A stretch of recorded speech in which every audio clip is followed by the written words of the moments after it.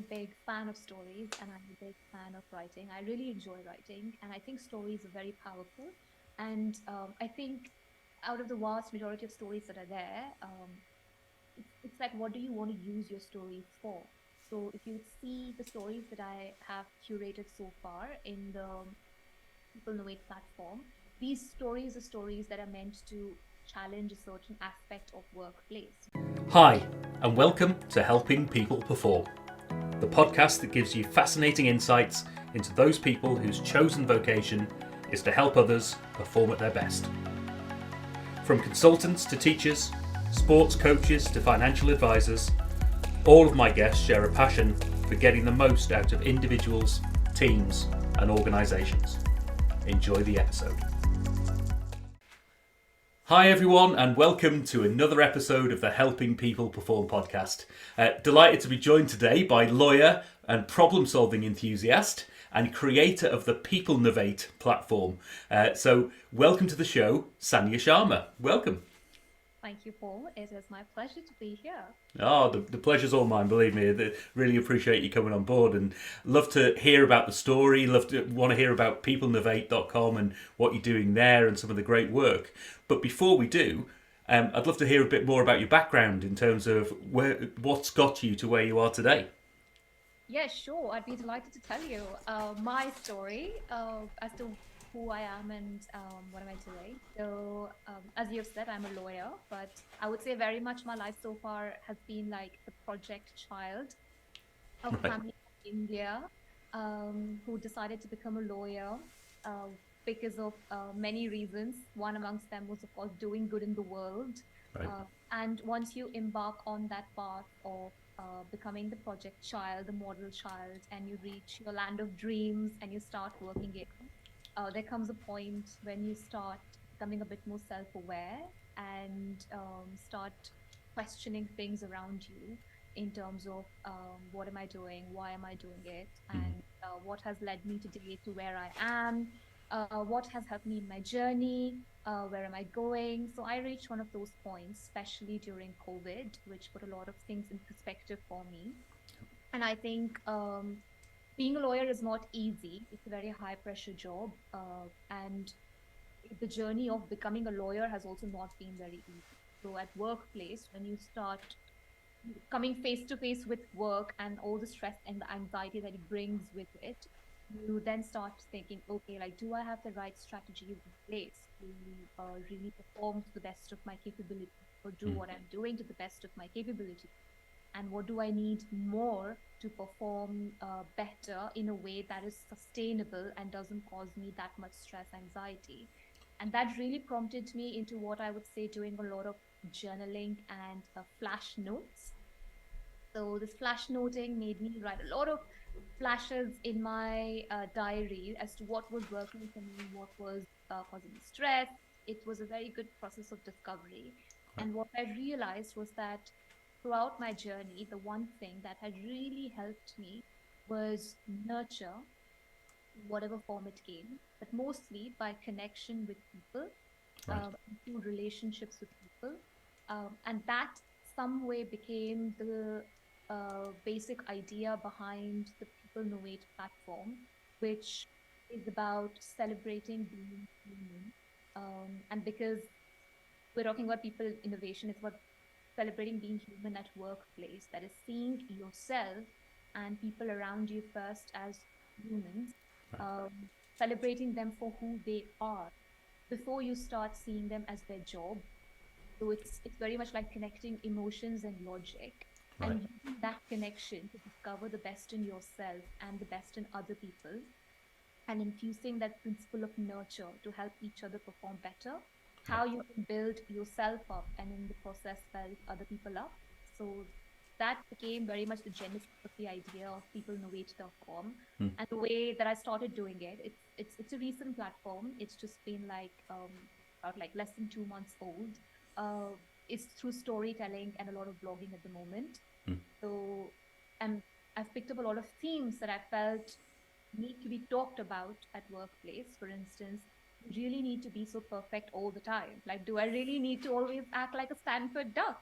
Or is it okay for me to come to workplace one day and say, hey, I don't have it all together. Like, I really need you to talk me through this. And should we normalize that? So, what are the kind of things we need to start normalizing, talking about? And what are the kind of things we need to start calling out on? What is perfection and what are these standards? So, it was very much those themes that People Innovate tries to talk about. And the reason I'm doing it through storytelling and blogging at the moment is because bloggers is for knowledgeable people, was very much like I want to read facts. Stories are for people like me who learn the hardest lessons and the most strongest lessons by reading stories. The purpose being that when you read something as a story, it resonates more with you, Mm. validates you, your thinking, makes you feel normal about yourself. Like, okay, it's fine. I'm thinking like that. It's totally fine. There's a story which validates my thinking.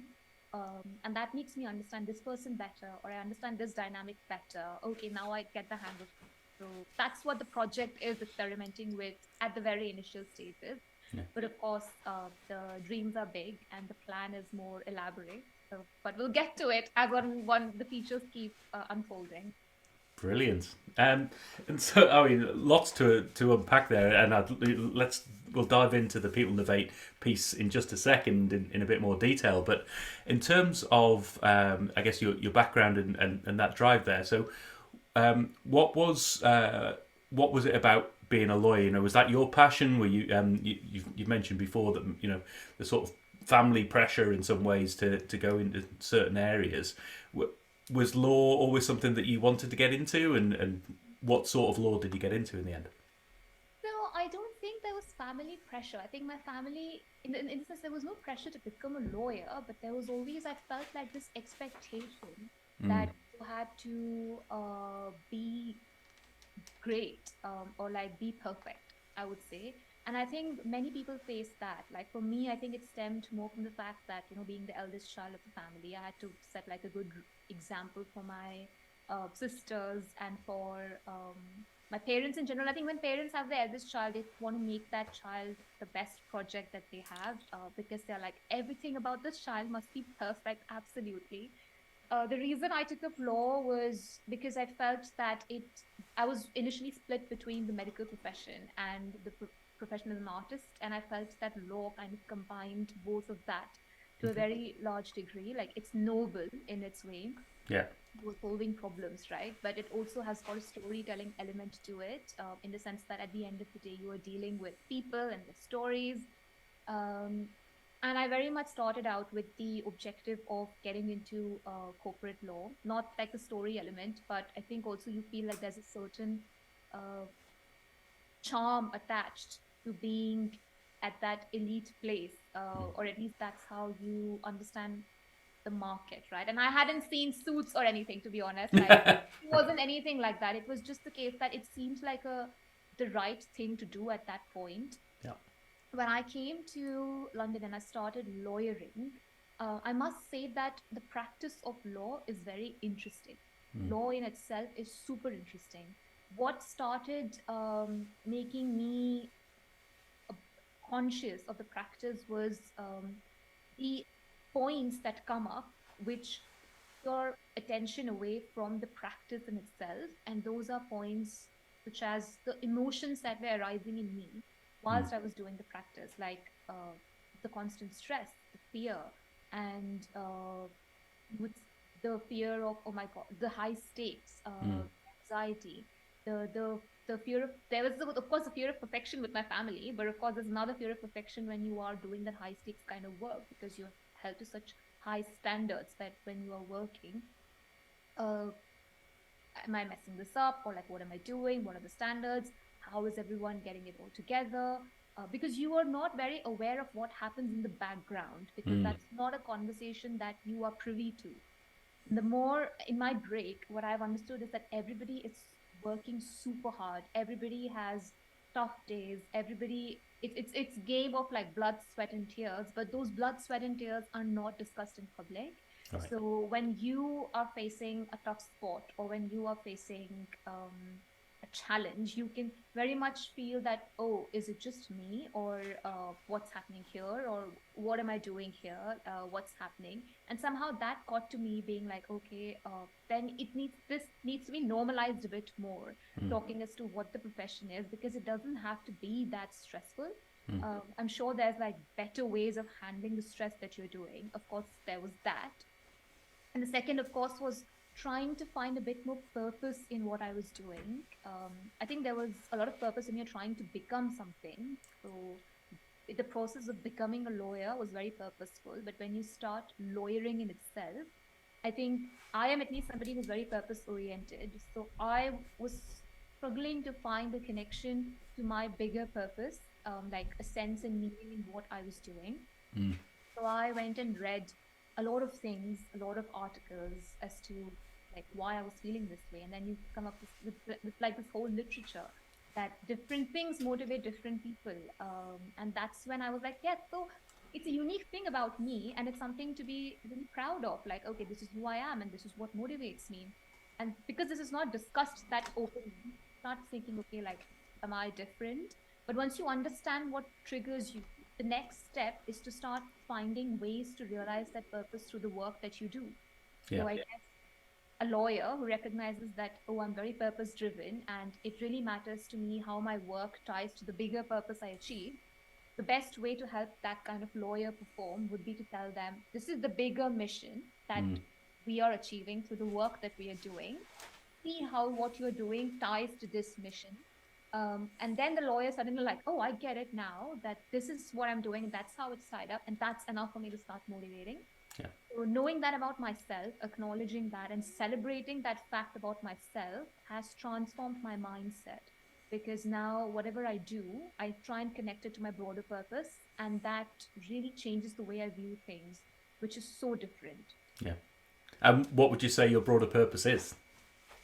It's a very, very tricky question. I think the question of purpose evolves, but I can tell you what I have really found out that I truly, really liked to, and that's in any way possible, build people up. I would like to become, I think, a mentor of sorts, or like each time I had really enjoyed the profession was when I could use my skills to genuinely build someone's confidence up or to genuinely help them become better at their skills. Very recently, I was also judging the moot rounds at the university, and I was speaking to the participants. And the best part was giving the feedback and helping them build their performance and confidence, telling them, you know what, you're really great there. And all you need to do is this, and then you will see great your performance build up. And the smile it brings to somebody's face when you tell them that, oh my God, I'm so good, and all I need to do is this, and I'll be like there. Yeah. I think that just brings me a lot of joy. And my chosen medium, I think, is writing, Yeah. which is why I think storytelling is very, very important for me.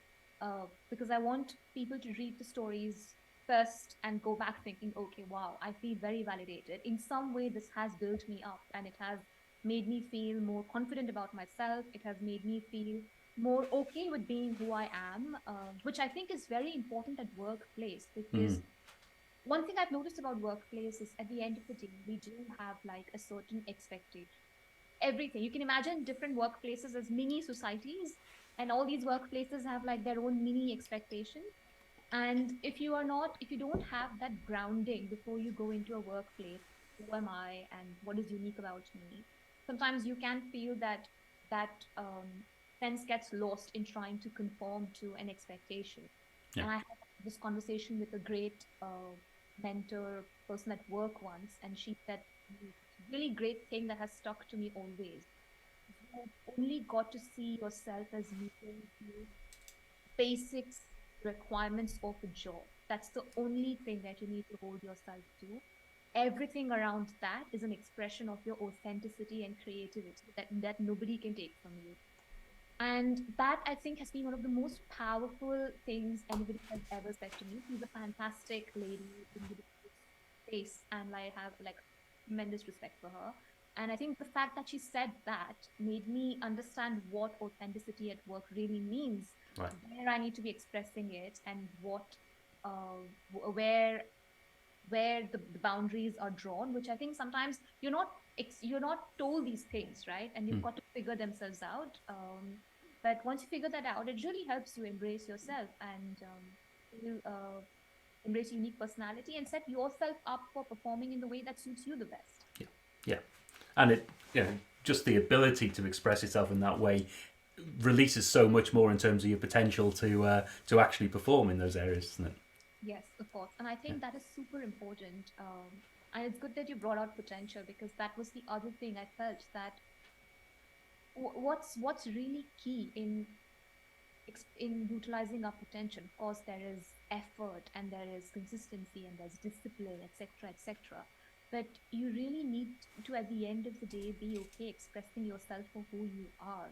And like, if you don't embrace the podcaster in you, if you don't embrace the questioner in you, if you don't embrace the problem solver in you, or if you don't embrace the challenger in you, you would never be able to set yourself on the path that's truly meant for you.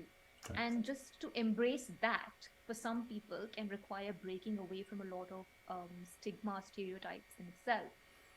Like for me, the step to take a career break in itself was very powerful Yeah. because there is still some sort of a stigma attached to career breaks. Because when I was taking a career break, some people did question, like, oh, isn't it too early in your career to take a career break? But for me, the logic is there's nothing is too early. Like, if somebody sprains an ankle, you would advise them to rest, right? Like, similarly, your hopes, aspirations, dreams, they're the same thing.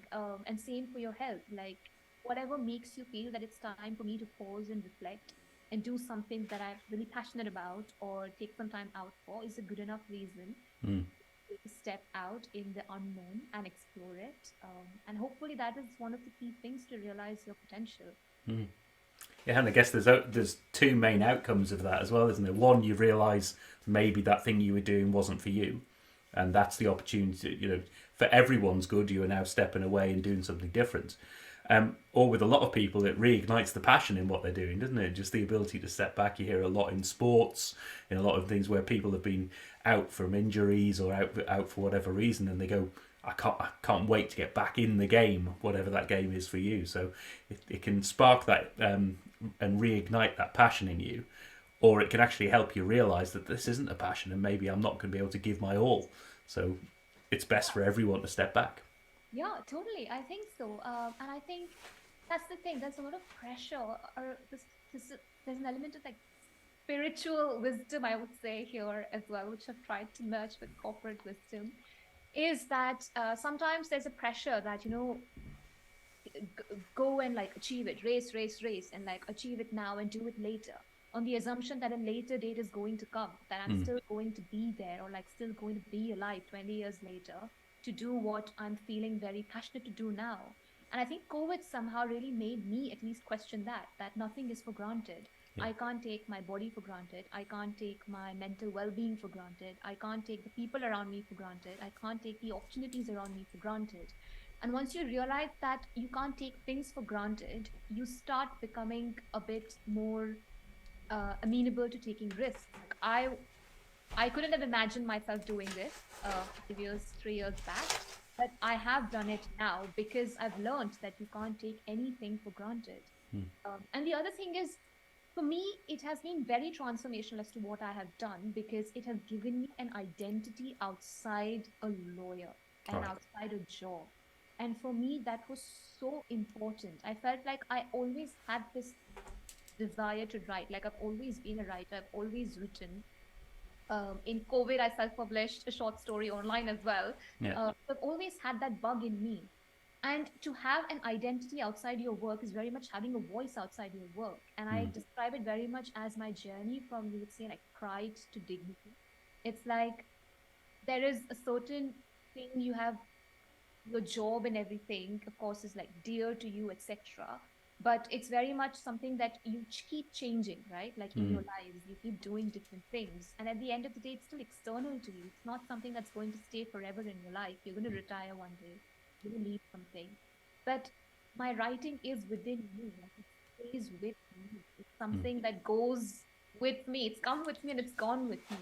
Get up every day and get involved in a process or something that's so inherent to you is so empowering because nobody can take that from you, right? And it Yeah. never goes away. And it's something that's purely yours. And that's given me so much, I would say it's just a distinct identity. And as you said, like passion, it might help you becoming more grounded in what you're doing, being, yes, this is what I'm doing, but I have a very safe space where I go to feel alive every day and come back and give my best Yeah. to what I'm doing. And similarly, balance my passion with the rationality I develop in the other side. So yeah, it's a great thing to do, to cultivate something you're passionate about and like do it on the side Yeah. just because of the intrinsic value in it. Oh, wonderful. And so, can you tell us a little bit more about Peoplenovate in terms of who it helps, how it helps them? And I love what I love about it, and I've had a look at the peoplenovate.com website, and it's the format of storytelling that you've picked there. It's slightly different to a lot of how other things are presented in terms of either a blog or photos, videos, and things. There's a distinct thing about storytelling and how it helps people, isn't there? Yes, I think so. Like as I said, like I am a big fan of stories and I'm a big fan of writing. I really enjoy writing, and I think stories are very powerful. And I think out of the vast majority of stories that are there, it's like what do you want to use your stories for? So if you see the stories that I have curated so far in the People Know It platform, these stories are stories that are meant to challenge a certain aspect of workplace, whether that be how we whether it's okay being vulnerable in office, whether what is it about why are certain people critical, why are certain people, why do they demonstrate a kind of different attachment style. Everything is geared towards helping us understand ourselves better, understand the people around us better, and understand this thing called life at workplace better. So that everybody who reads that goes back feeling either empowered or understands a bit more about how to ground themselves and make themselves a bit more people centric in their dealings at workplace. Because I think sometimes it's we are in business and we are there for profit, most of the people, like for profit purposes, but at the end of the day people are the core of what drives anything, right? And for me, I think it's very important that everything starts from the people. And if you've got to start from the people, all policies, whether it be like organizational development or any sort, it first starts by understanding who is the person next to me in the circle, right? What is their story, what are they like, and how can I become emotionally intelligent enough to make sure that we work in a way that's conducive for them. It's about creating that emotionally intelligent space where you can come together to create a workplace experience that's nurturing and that's pushing everybody towards realizing their maximum potential in whatever that might be, and giving them an experience where they can really express themselves without feeling judged. So I think to embrace acceptance of people for who they are, and giving them that safe platform to create that awareness is how these stories started. So that's the aim. So I guess in terms of who it helps, my aim was I wanted young people to read it and go back feeling validated and a bit more confident in their own voice, and develop that own voice within themselves. I wanted senior leadership to read it and maybe understand that, okay, I understand that junior person better, or I understand my senior colleague better, or I understand my own challenges better as to why I am acting in this way. And somehow in those stories, I try and or I try and get curate links or hints as to what the solution might be to the problem that I've picked up. Right. Somewhere in there lies a solution. And I hope that is something that gets picked up and genuinely helps people develop a better understanding of how to deal with certain challenges which we may not be comfortable talking about, but we're all happy reading about and implementing it. So. Yeah. Oh, wonderful! And the you mentioned curation there. Is the idea of this platform that it curates a lot of different story content? Is it to be a platform for your own content alone? How do you see it moving forward? Yeah, so I would very much like the idea currently is to make it a place where more people can talk about their stories, to give people a voice in the way they understand it. Mm. So bring certain stories out, but with the purpose that the stories help build other people up. So pick up a theme and talk about how that thing can be solved or how that challenge can be navigated. And it seems like a very brilliant way of navigating a common issue. Right. So that's the next aim for growth, in terms of many aims that I have for the platform, is to develop it into a community forum where more people can bring, it can serve as an aggregation of a bunch of stories from different viewpoints. Because I can only speak so much, but it benefits when lots of people speak from their own experiences to build a collective Yeah. that informs, and is representative of every person. So that's very much the aim. Oh, lovely. And if we flip this around a little bit in terms of how do you get help with your performance? You know, who helps you, and where do you go to make sure that you're at the top of your game? Yes, so I think in the long in my and I'll give you this with reference to like my journey throughout, like from university to uh, uh, my work experience. It started with, of course, having like a great mother who was always there to position you and like set the right goals for you and point you in the right direction, which I immensely benefited from having a strong mother figure. And that got supplemented by having great peers always, teachers and peers. And here I think it's very important because I talk about this when I come to the workplace. Peers who came around and like motivated you and gave you strategies, saw where you were great at, saw what's holding you back, and gave you the support that you needed to up your game. And that has happened to me multiple times at university with like subjects or preparing for various moot court competitions, international competitions, etc. When I similarly when I came to workplace during my training contract or when I was working as an associate, what really always helped me was a when I'm clear on my goals, which comes from within, but having really good mentorship from Right. people. Like the best of my experiences have been with people when I was mentored really well, when I was told that okay, this is where you are and this is what you're doing great, and now this is where you need to go. And those experiences were what really helped me up my game. And the areas and the only times that I've always felt like okay, this day was off was when I genuinely wasn't able to strike a relationship with the people I was working with and I couldn't connect with. Yeah. And that also got me thinking, like, what makes you connect with somebody and what makes you not connect with somebody?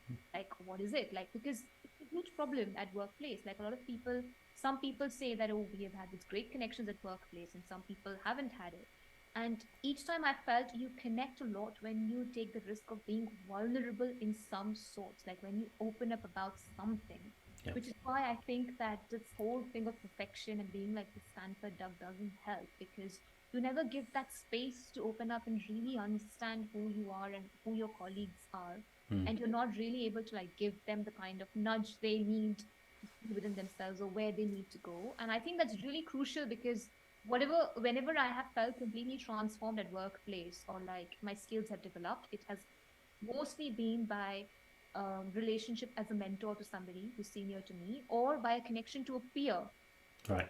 has a bunch of skills that I still need to be working on. And I think peer mentoring is great. Yeah. Mentored by somebody who is maybe like 2 to 3 steps ahead of your game. And that's great because when you are being mentored by someone who's 10 steps ahead of your game, it's great to set goals. But then that great accountability comes from somebody who's 2 to 3 steps ahead. Because you're not intimidated by them, you can strike a very friendly bond with them, and that's good enough for you to still keep you motivated, right? Yeah. And that's fantastic, which is why I think a good mentoring model in all workplaces shouldn't just be focused on one person doing all the work. It's not possible. It's too much pressure on one person, and everybody has their own thing to do. The more we start mentoring each other, the better chances we have of really performing well. Because what we do in that process is create a really good supportive community. Right. And that's so helpful knowing that I can rely on this peer to ace that skill. I can rely on that peer to ace that skill. That I found super helpful. Yeah. Oh, amazing. Yeah, definitely echo that element of, certainly people who are just 1 or 2 steps ahead.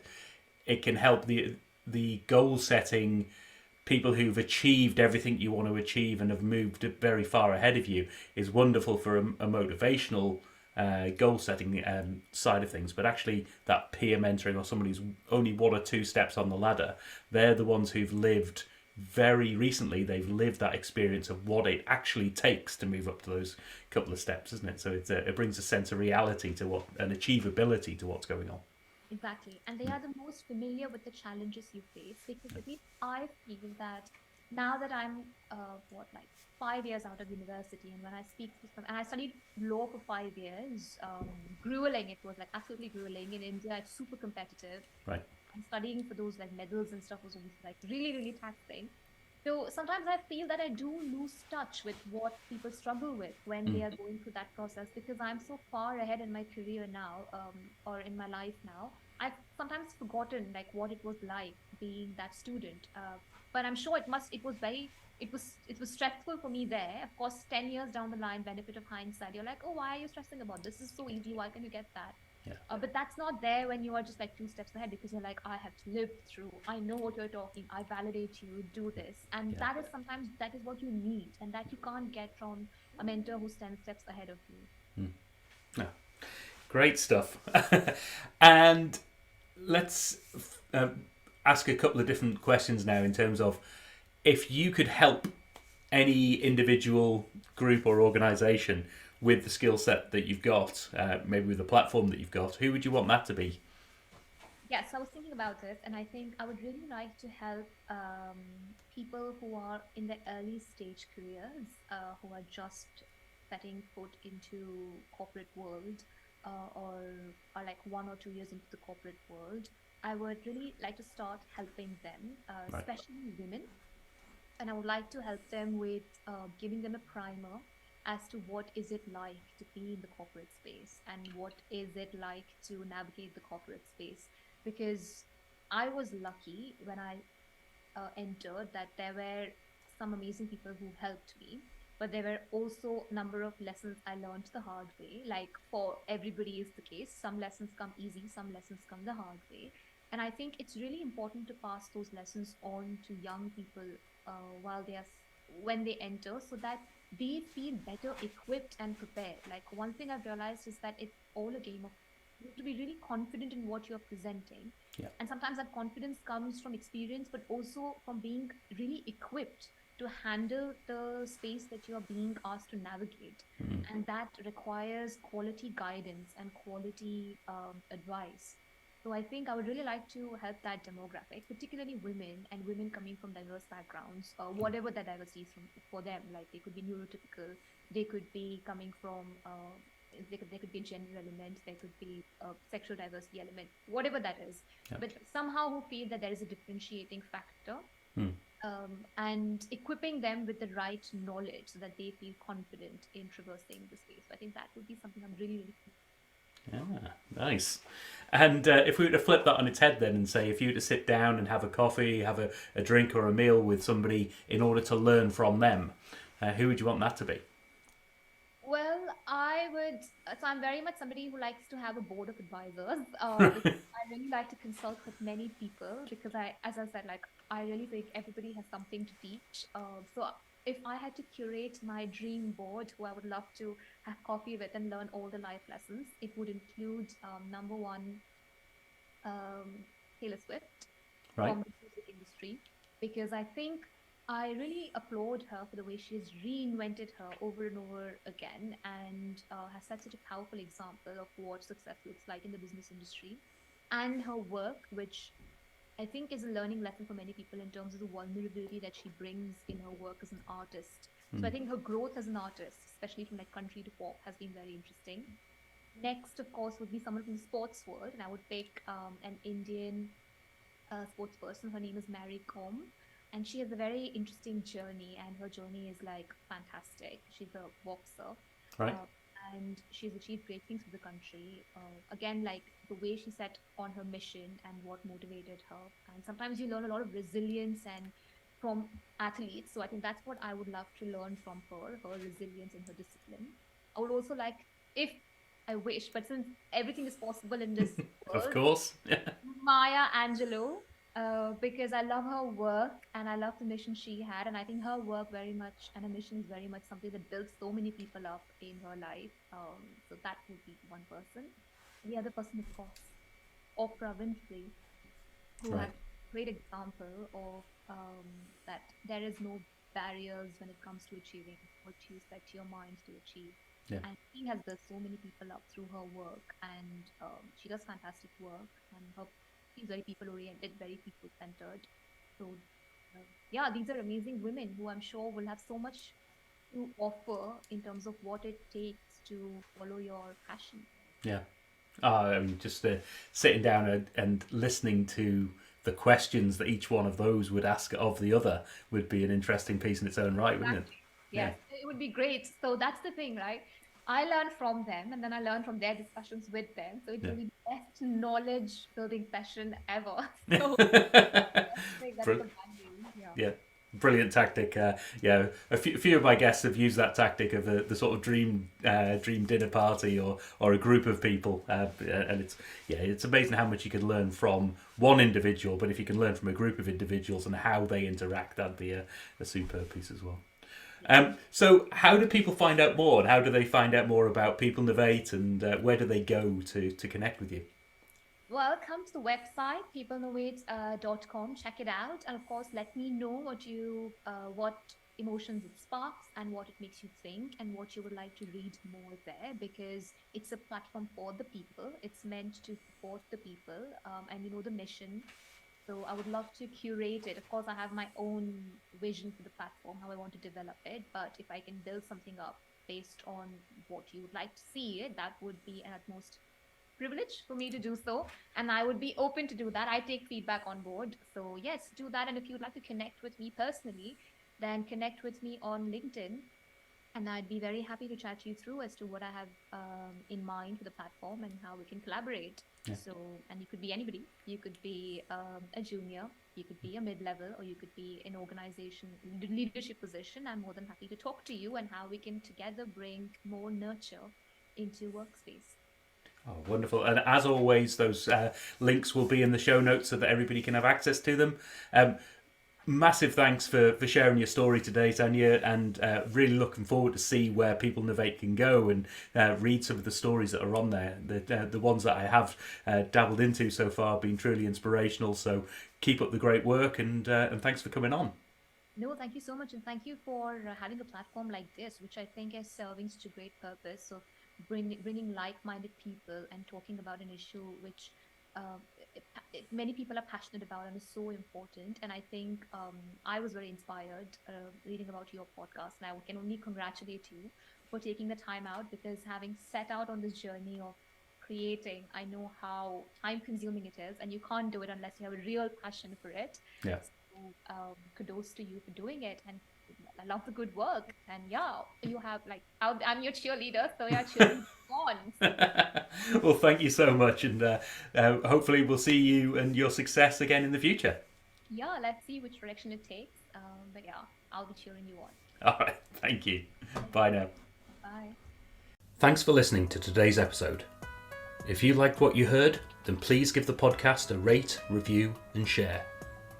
I'm Paul Teasdale, and from sausage making to banking, oil and gas to Formula One, I help people perform. If you'd like to find out more and have a conversation, contact me via helpingpeopleperform.com.